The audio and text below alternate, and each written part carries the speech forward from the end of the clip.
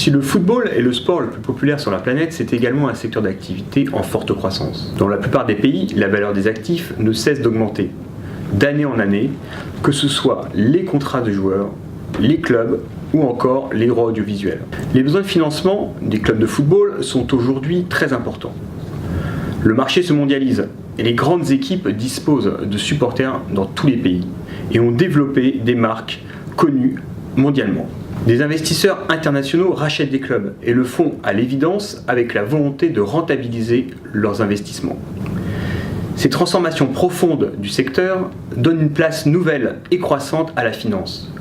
Les acteurs concernés, dirigeants de clubs, investisseurs, collectivités, banques, doivent désormais maîtriser le cadre et les outils que propose la finance pour créer de la valeur en investissant dans le football. De nombreux économistes se sont intéressés au football, mais sans centrer leurs analyses sur la valeur des actifs et sur la création de valeur financière. L'objectif de notre ouvrage est d'éclairer un certain nombre de questions qui sont régulièrement posées aux financiers qui opèrent dans le football. Plus précisément, ce livre a deux ambitions majeures. Il s'agit tout d'abord de savoir si un investisseur peut créer de la valeur financière en investissant dans le football, c'est-à-dire faire croître la valeur de son patrimoine financier. Quelles sont alors les conditions nécessaires? Dans quel club doit-il investir? Quels facteurs conditionnent la performance économique? Pour un club, quel projet sportif est compatible avec la création de valeur financière? Ensuite, il s'agit de poser les fondements théoriques qui fondent les pratiques d'évaluation financière des clubs et de leurs différents actifs.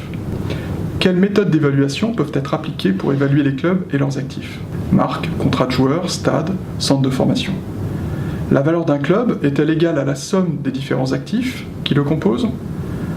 Associant des développements théoriques et présentant de nombreux exemples, le livre doit aider les professionnels du secteur du football à prendre des décisions d'investissement et de financement rationnelles sur le plan financier.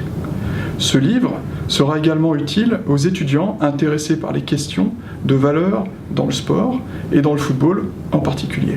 Des exemples et des études de cas appliqués à des domaines aussi divers que les stades ou les marques des clubs permettent également d'identifier les bonnes pratiques. Cet ouvrage est organisé autour de trois grandes parties. La première s'intéresse aux institutions et aux performances financières des clubs, chapitre 1 et chapitre 2. Il s'agit de comprendre l'environnement institutionnel des clubs ainsi que leur modèle économique.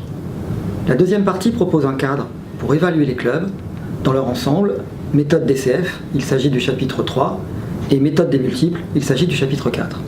Enfin, la troisième partie traite de la valeur des actifs des clubs, contrat des joueurs, chapitre 5, valeur des stades, chapitre 6, valeur des marques, chapitre 7, et valeur des centres de formation, chapitre 8. Notre conclusion met en lumière un certain nombre de scénarios concernant les futurs possibles du secteur du football. Nous posons notamment la question de savoir si le panorama du football européen que nous observons est durable. Peut-on, par exemple, envisager que la valeur des clubs de football et de leurs actifs va fortement croître, ou doit-on considérer que le football a atteint une sorte d'apogée et ne peut que régresser en termes d'attractivité et de valeur financière créée? Bien évidemment, selon les scénarios qui vont se réaliser, les valeurs des clubs et de leurs actifs différeront fondamentalement. Le développement du football est-il encore à venir, ou au contraire, a-t-on atteint les limites? Investir dans le football et valoriser des clubs, c'est avant tout faire un pari sur ces différents scénarios.